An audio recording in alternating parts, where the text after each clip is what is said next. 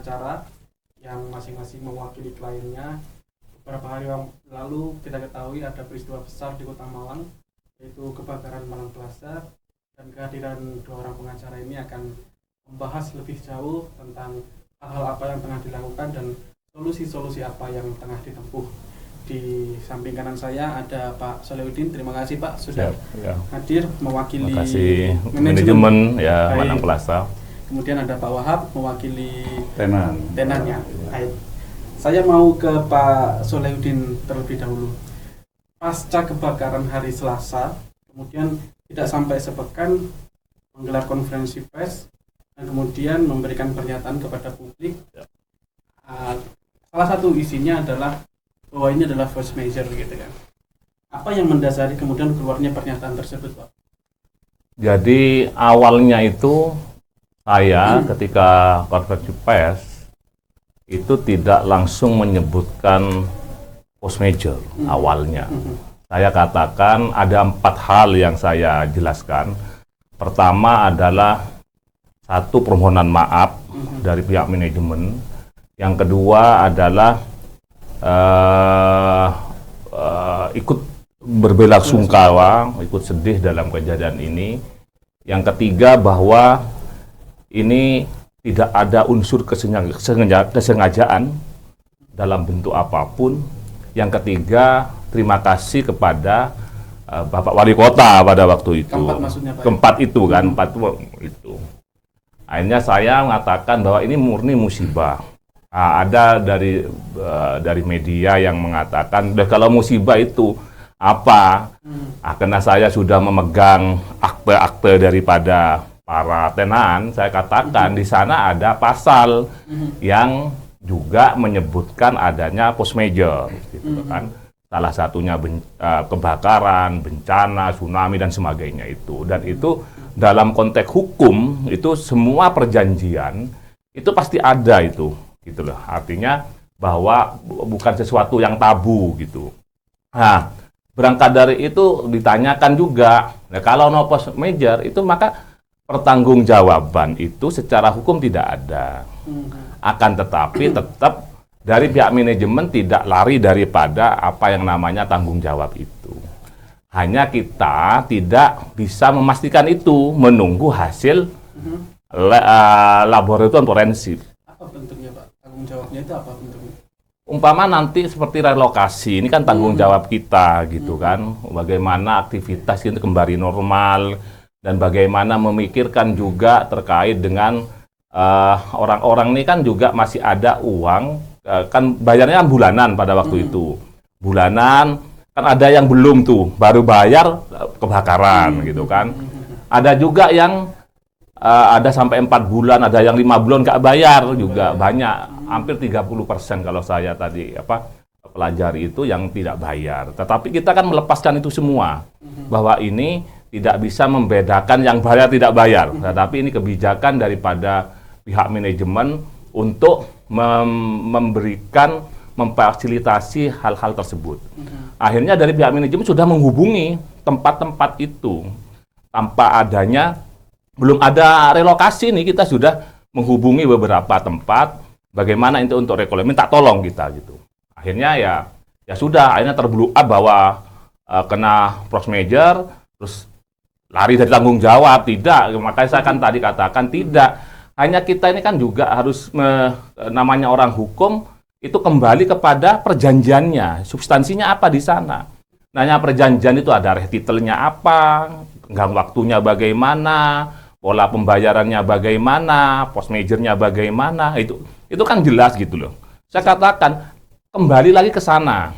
Tetapi kita tidak menutup kemungkinan untuk negosiasi agar supaya masalah itu damai, tidak terjadi apa-apa ke belakang. Ini gitu. apa sih Pak? Barangkali bisa dijelaskan isi dari perjanjian tersebut. Kalau perjanjiannya ya panjang Mas. Tapi salah satu pasal itu mengatakan ada force majeure itu, salah satunya itu adalah kebakaran. Makanya gedung ini juga antisipasi terjadinya itu adalah diasuransikan gitu loh untuk pembangunan gedung. Artinya di dalam klausul perjanjian itu ada pernyataan Tahu tuh jadi Ada pasalnya, pasal 7 itu jelas gitu loh.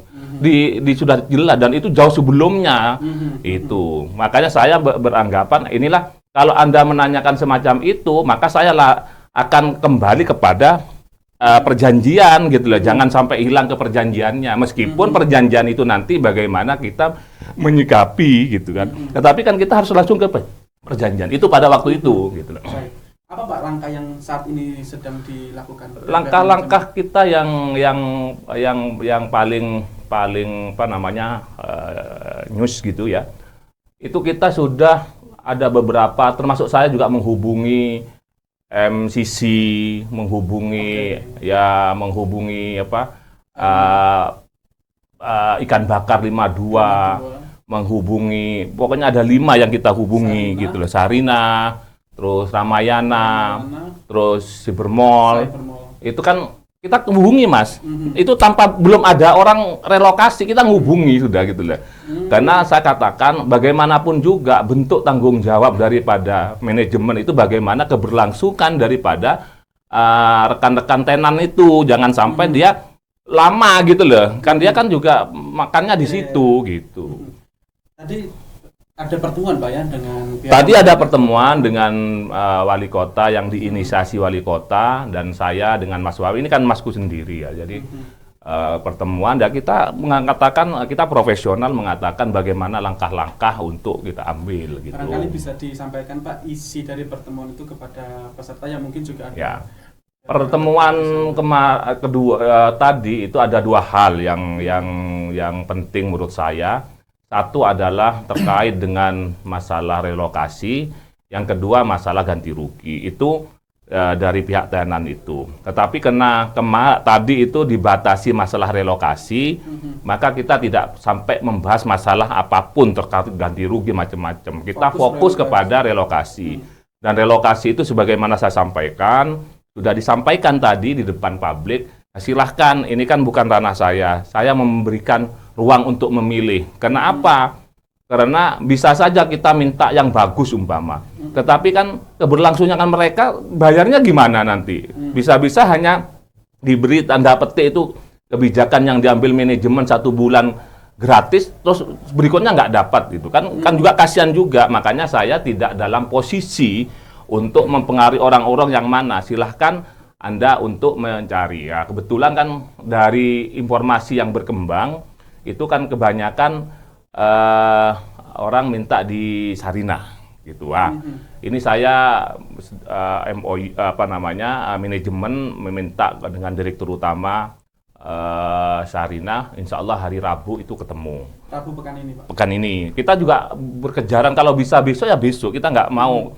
Ya kasihan, manajemen juga mikir juga. Jadi, gitu. Manajemen punya planning kira-kira kapan nih relokasi bisa dilaksanakan? Kalau ini sudah deal terkait dengan masalah nominal, ini kan masalah nominal akhirnya untuk masalah relokasi itu keberlangsungan berikutnya ya. Kalau kita sudah siap kalau dari manajemen, tapi keberlangsungan bagaimana? Siapnya itu dalam konteks mencarikan tempat dan ada yang satu bulan gratis itu gitu loh. Dan nanti kita mensekat-sekat itu tanggung jawab daripada kita, gitulah, termasuk mungkin membranding dan macam-macam. Insya Allah nanti kita akan bantu gitu loh, sehingga nanti mungkin lebih baik daripada yang ada di Malang Plaza gitu loh. Tapi kan kita ini kan menunggu, karena setelah 1 bulan kan itu sudah kewajiban daripada tenan untuk membayar seperti biasanya setiap bulan bayar itu. Itu nanti bayarnya ke siapa tuh Pak? Ke pengelola. Nanti pengelola ini kan akan diberikan, ada 2 kemungkinan ini. Kita memberikan ruang kepada pihak tenan supaya membentuk, siapa tahu kalau saya mengusulkan itu membentuk koperasi saja para tenan itu, sehingga pengelolaan langsung diambil alih oleh pihak koperasi. Bisa juga tenan itu diambil alih oleh pihak Sarina umpama.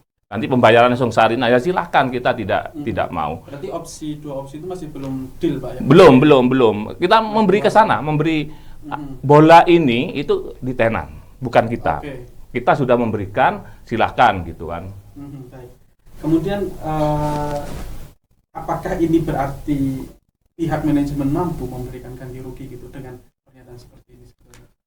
Kalau ganti rugi sih, kalau saya masih belum berpikir sama sekali terkait dengan ganti rugi itu gitu loh. Karena kita berpedoman nunggu hasil lab itu, bagaimana lab itu, apakah itu ada unsur kesengajaan, apakah unsur kelalaian, itu kita kan nggak paham juga gitu lah, kita menunggu. Makanya ketika konferensi pers pada waktu itu ya kita nunggu, menghargai proses-proses yang sudah berlangsung, jangan sampai mendahului gitu lah. Tapi kan teman-teman kan biasa lah, bahasanya langsung ya kita juga memahami juga. Artinya aja. apa Pak yang mau dipakai menjadi referensi dari hasil yang nanti keluar dari Polda Jatim ini?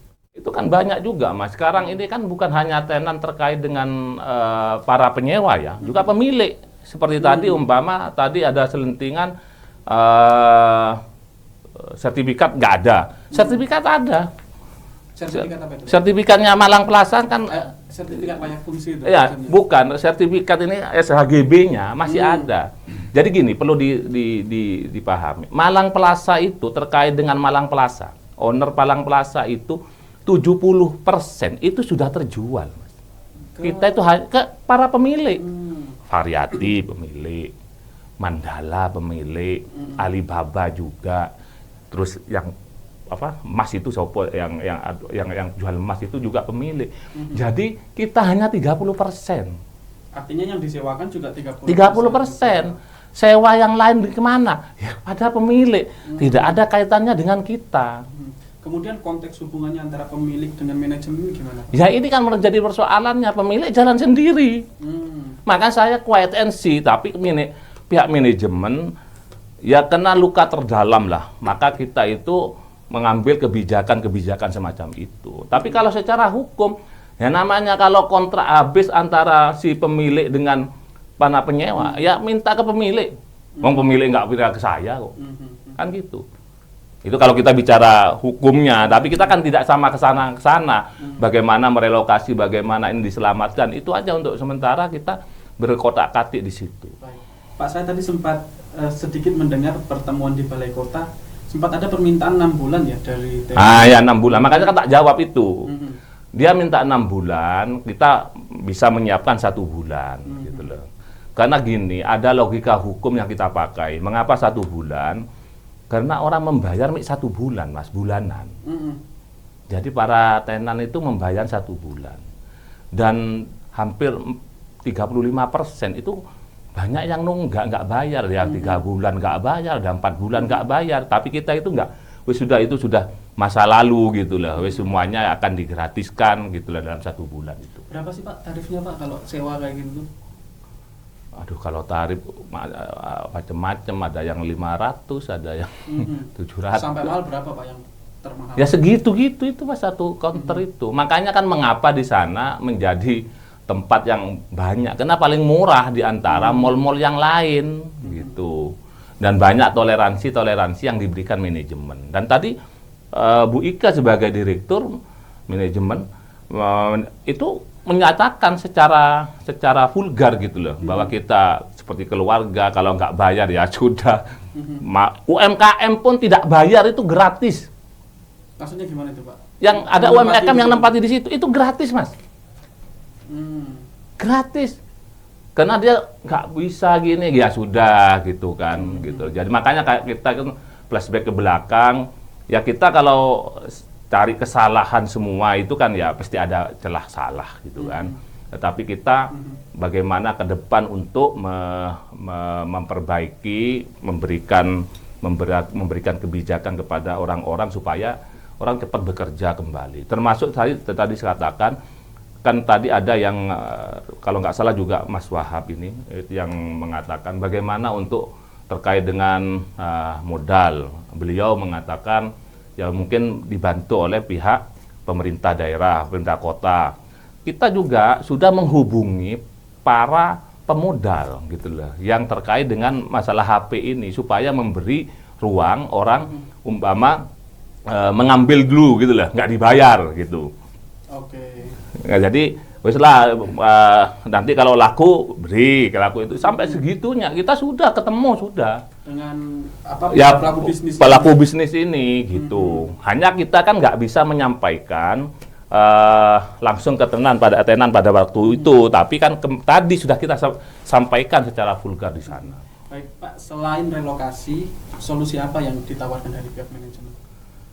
Kalau kalau kalau kalau yang lain masih belum ada kita.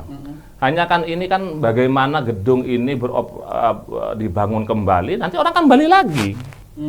Kan dalam perjanjiannya itu mempunyai hak privilege, hak yang diistimewakan untuk balik lagi ke sana. Gitu loh. Kan berarti kan ini kan ada balancing di dalam suatu perjanjiannya, perjanjian, tapi tidak langsung ya ini sudah sebenarnya selesai enggak, kita tidak ada sama sekali berpikiran ke sana. Baik Pak Solahuddin, ya mudah-mudahan ada solusi. Amin. Persoalan ini. Pak Wahab, pasca konferensi persnya Pak Solahuddin, Pak Wahab juga memberikan jawaban bahwasanya force majeure itu tidak tepat, kan ada yang pihak lain yang mengatakan ini terlalu dini kayak gitu. Apa yang mendasari Pak? Iya, dari sisi prinsip perjanjian, asas-asas hukum perjanjian, memang setiap perjanjian selalu ada di perjanjian tentang force majeure. Ketika terjadi force majeure, termasuk mungkin kebakaran, itu memang para pihak tidak saling minta pertanggungjawaban. Itu benar dalam konteks itu. Nah, cuman setelah kami audit betul dari saksi dan beberapa informasi itu, kami justru melihat kebakaran ini bukan force majeure.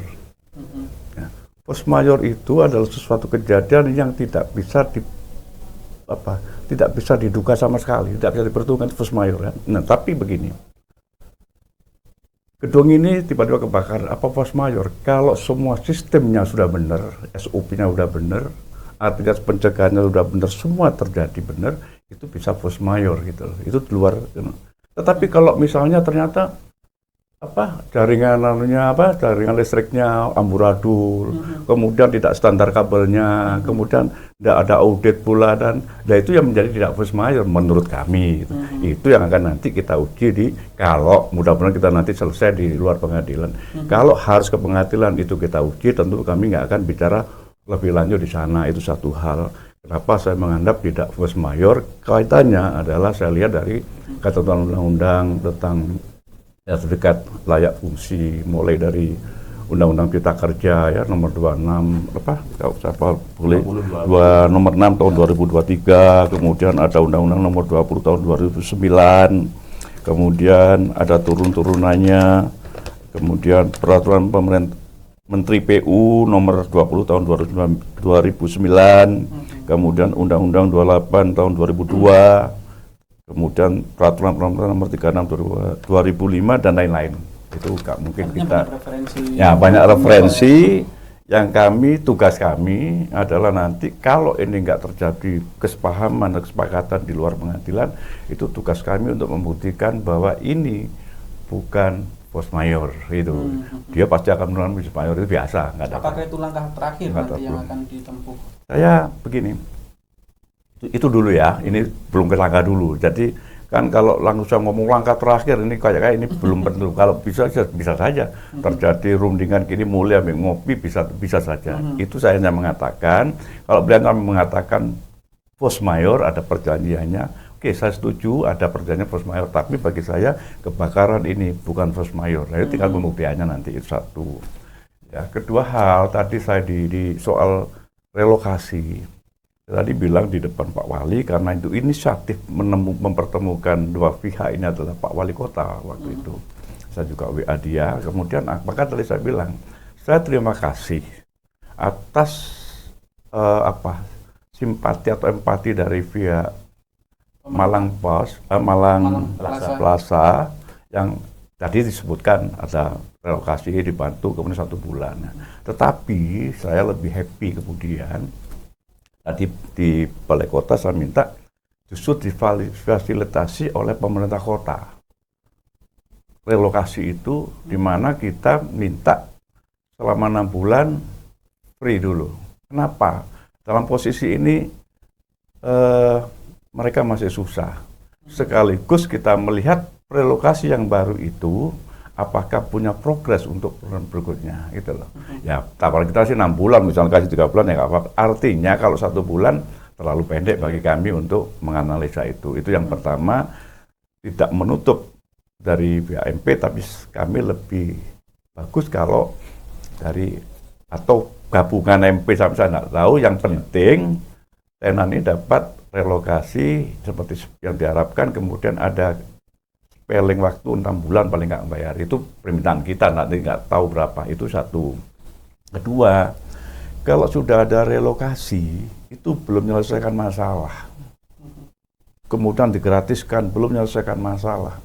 Karena ada juga tenan-tenan itu yang ada yang masih tersisa, barang-barangnya yang bisa kita jual, kemudian ada yang sudah habis sama sekali. Nah, untuk yang masalah ini, tadi saya minta pihak pemerintah kota memfasilitasi dengan pihak perbankan, tabang daerah atau apa, untuk orang-orang ini dapat kredit lunak, ya kan? Kredit lunak dari bank ini. Nah, saya tahu mereka sudah ngomong sama saya, mereka tidak punya jaminan, gitu loh, tidak punya jaminan. Maka kami dari kantor Hartono Wahab & Associates ini tadi saya jelaskan, kami bersedia menjadi penjamin terhadap mereka yang akan nanti dapat pinjaman itu. Kita menjadi penjamin, artinya menjamin bahwa kucuran-kucuran di bank kepada tenan akan terbayar. Kalau tidak terbayar, kami penjaminnya yang akan menyelesaikan. Jadi, tapi itu tadi yang kita selesaikan. Jadi kalau disimpulkan, satu, kita ping relokasi dulu, 6 bulan dibebaskan, kemudian kami tahu untuk apa mereka yang punya modal atau yang enggak, nah itu modalnya kita coba carikan kur, karena mereka nggak punya jaminan, kantor kami yang akan menjamin menjadi avalis, dan kami sudah konfirmasi dengan beberapa teman-teman di bank, mungkin bisa, tapi semuanya kan nggak semudah itu. Intinya untuk menjamin pembayaran itu, karena nggak ada jaminan, itu kantor kami yang akan menjamin kembalinya utang itu, ya kan. Satu. Kedua, penambahan soal barang, tadi dia benar, mungkin bisa titipkan, sama-sama kita bisa cari, itu namanya konsinyasi. Saya pikir kalau sudah ada tempat usahanya, kan gitu, udah mereka jalan, saya pikir dagang itu kan nggak harus bermodalkan kulaan kita. Kita bisa cari konsinyasi itu dari perusahaan-perusahaan, itu bisa aja dititipkan, nanti bayar, namanya konsinyasi itu. Saya pikir itu sama-sama berdagang, ini modal-modalnya juga jagung dagang, ini bisa itu kalau itu. Nah, satu itu. Kemudian soal ganti rugi, pasti kita minta ganti rugi karena itu tadi aja. Cuman ini nggak perlu diperpanjang di sini barangkali, karena dia pasti tetap force majeure. Saya mengatakan tidak force majeure, kan begitu. Nah, tapi kalau soal relokasi oke lah, kita bisa cepat, bisa lambat. Tetapi soal ganti rugi, saya itu nanti minta komitmen dari pihak MP, goodwill-nya dulu, gitu loh. Misalnya, oke, kita kasih ganti rugi, tapi saya nggak bisa semua misalnya, cuma sekian, ini goodwill sudah ada. Ya ini yang kita bisa bicarakan, untuk berapa besarannya. Tetapi ketika nanti pihak manajemen tidak ada goodwill sama sekali tentang ganti rugi, hanya dia dengan janji untuk relokasi, kemudian nanti akan dibangun kembali, mereka dapat apa? Privilege, nah itu artinya nggak goodwill. Ganti ruginya nggak ada, ya sudah kita masuk pada peradilan, gitu aja. Minggu ini aja kita nanya begitu. Pak Wahab, kembali ke awal tadi yang soal relokasi, kenapa ingin melibatkan pemerintah Kota Malang? Nah, begini, yang ingin melibatkan diri kan pemerintah kota ini. Pak Wali di surat kabar, waktu ditampilkan bersama beliau, dia akan memfasilitasi. Sebagai bentuk apa, ya nggak tahu lah apa motivasinya, pokoknya pemerintah daerah kan mau memfasilitasi. Wali kota. Iya. Artinya Pak Wahab menagih janji itu. Dari statementnya dia, kemudian saya WA Pak Wali, oke, kita dapat support bagus juga dari Pak Wali. Akhirnya dipertemukanlah ini tadi. Nah, ini Pemkot bisa sebagai pihak ketika yang menyembatani dua orang ini, di mana mungkin via MP yang harus menyediakan itu atau apa, itu banyak macam itu. Tetapi saya kenapa saya melihat kalau Pemkot itu kan mungkin lebih mudah mengenai di ininya, kayaknya di problem tidak membayarnya ini, untuk apa, gratisannya. Artinya ini. Artinya nanti apakah Pemkot akan menalangi? Saya nggak tahu teknisnya. Yang Pak Wahab harapkan seperti itu. Yang saya harapkan bagaimana Pak Wali Kota ini sebagai itu bisa memberikan relokasi ke pedagang, kemudian pedagang ini dibebaskan 6 bulan. Tekniknya bagaimana? Apakah dibayari Pak Wali atau pemerintah kota atau dibayari desa? Kita nggak mau tahu. Maunya kita di mana relokasinya, kita dikasih spelling 6 bulan dulu tidak bayar. Setelah itu baru kita akan bayar. Nah, gitu loh. Tapi sebetulnya apa sih yang dibutuhkan pedagang saat ini? Ya, yang dibutuhkan pedagang satu tempat penjual-jual. Kedua tentu saja balik ganti ruginya. Karena apa? Itu kan sebagian juga utang. Dagang-dagangan itu kan ada yang utang, terus ada kemudian yang apa itu Mas? Servis. Mereka saya lihat di BAWA mereka ditagih sama si pemilik HP. Ya itu maksud saya kerugian-kerugian yang timbul itu yang nyata itu yang kita mintakan gitu. Pak, saya juga ingin tahu apakah kondisi mereka sekarang saat ini seperti apa, Pak? Apakah menganggur atau gimana para pedagang? Mereka sebagian besar menganggur kecuali yang punya kemampuan apa namanya online masih ada, tapi katanya nggak seberapa. Tetap kalau nggak punya outlet itu kurang bagus itu. Tapi kalau umumnya nganggur. Karena nggak ada tempat untuk berjualan. Sebagian masih punya barang yang ditaruh di brankas dan masih selamat semua, tapi yang taruh di etalase habis itu. Sepertinya satu tujuan ya, mengharapkan soal ada tempat relokasi. Oh enggak. Kalau satu tujuan kan sama-sama cuma butuh relokasi. Yang soal relokasi. Saya 2 tujuan. Apa itu Pak yang satunya? Dapat relokasi dan ganti rugi. Iya, nanti salah sama tenan saya digelopak aku gitu. Baik. 2 tujuan saya. Oke. Kalau sebelum diakhiri Pak Wahab, apa yang barangkali dalam rencana Pak Wahab yang memang menjadi win-win solution bagi kedua belah pihak ini? Itu kan begini. Dia mengatakan force majeure, saya tidak. Ini kalau semua otot-otot saja akhirnya nanti di pengadilan, kan begitu. Kalau namanya win-win solution itu berarti aspek hukum agak dikesampingkan, tetapi lebih ke etik, moral, manusiaan. Maka dari situ kita butuh goodwill-nya, ya karena ganti rugi. Itu. Nah, soal ganti ruginya berapa, yang itu bisa kita bicarakan. Apakah 1%, apakah 100%, tapi goodwill itu kan ada, lah itu kita bisa bicara. Tapi kalau goodwill-nya sudah saya kalau ganti rugi, misalnya saya belum tahu juga, kita belum tahu, semuanya belum tentu. Dia, wadah nggak bisa karena kita force majeure, kita mau kasih ganti rugi, kecuali hanya menampung relokasi, bantu pedagang dapat barang mungkin. Nah, kalau itu mungkin nggak nyampe.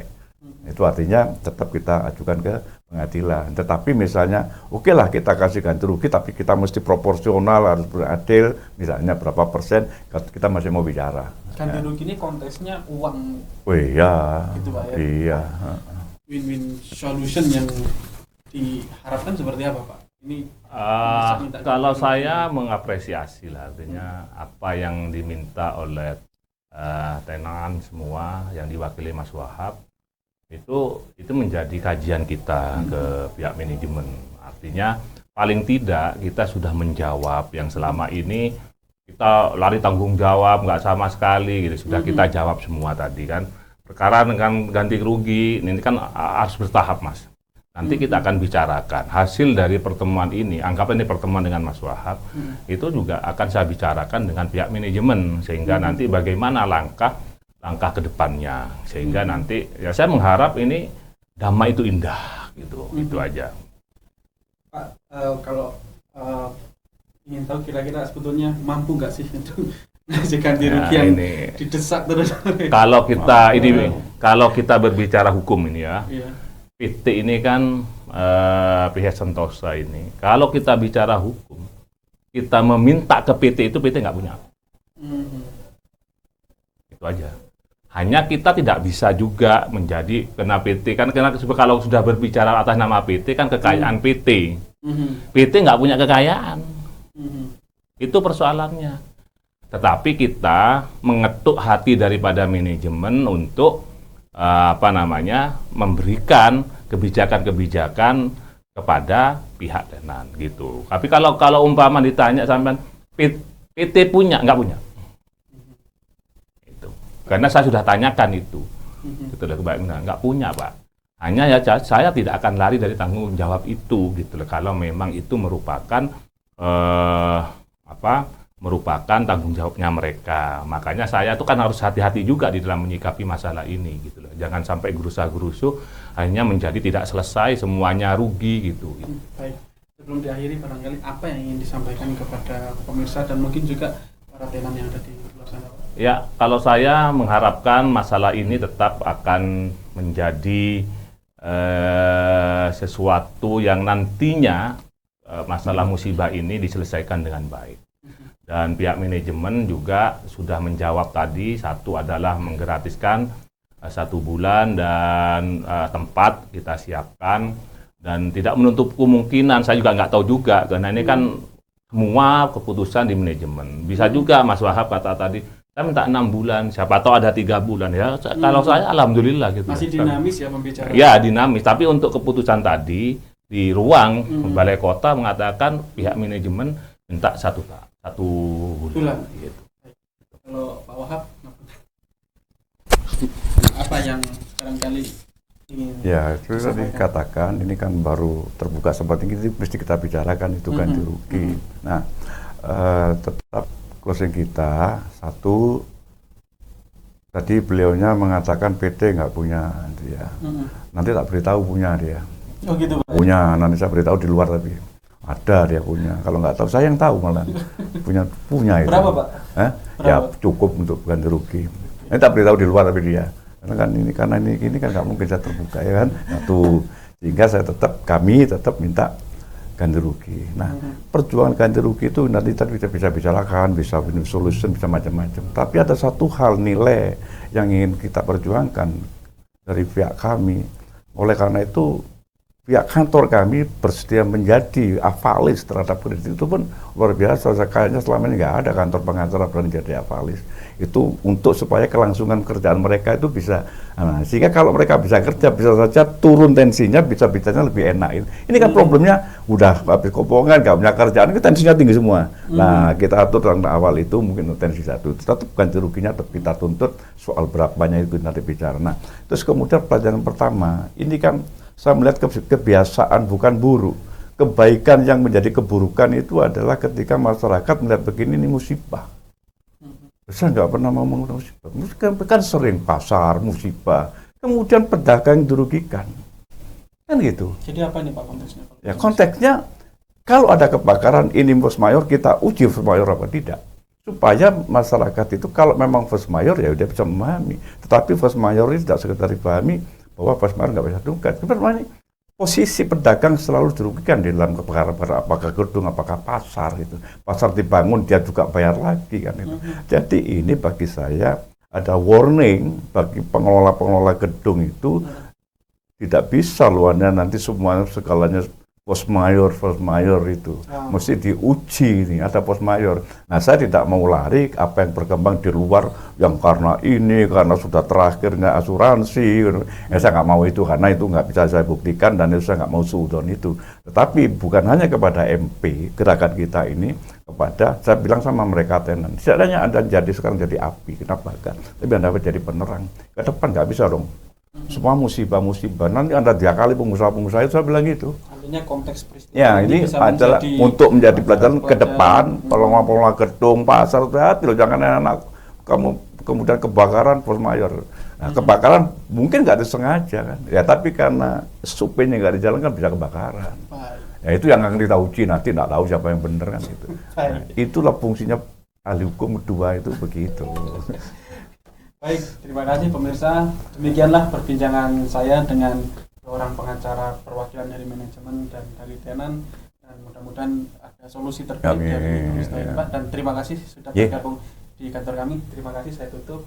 Assalamualaikum warahmatullahi wabarakatuh. Waalaikumsalam.